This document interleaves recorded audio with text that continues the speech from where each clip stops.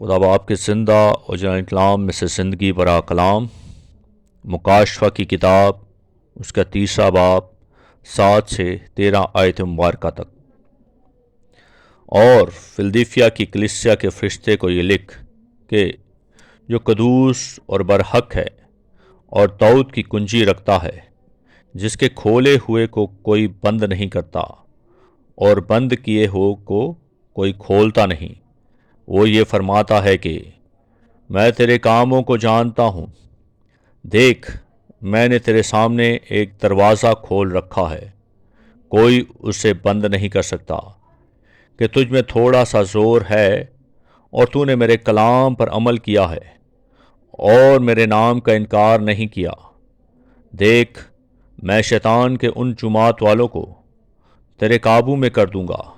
جو اپنے آپ کو یہودی کہتے ہیں اور ہے نہیں بلکہ جھوٹ بولتے ہیں۔ دیکھ میں ایسا کروں گا کہ وہ آ کر تیرے پاؤں میں سجدہ کریں گے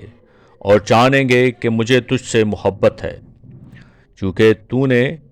میرے صبر کے کلام پر عمل کیا ہے۔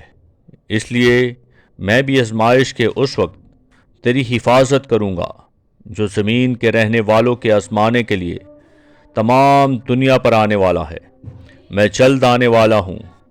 جو کچھ تیرے پاس ہے اسے تھامے رہ تاکہ کوئی تیرا تاج نہ چھین لے۔ جو غالب آئے میں اسے اپنے خدا کے مقدس میں ایک ستون بناؤں گا، وہ پھر کبھی باہر نہ نکلے گا، اور میں اپنے خدا کا نام اور اپنے خدا کے شہر یعنی اس نئے یروشلم کا نام